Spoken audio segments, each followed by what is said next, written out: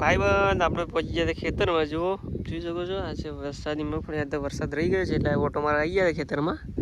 જુઓ આ તો વરસાદ રહી ગયો છે. છોટા છોટા કુદે કુદા આવી છે.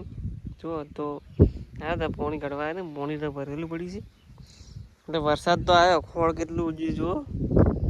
ખોળ તો ભરાઈ ગયું છે. તો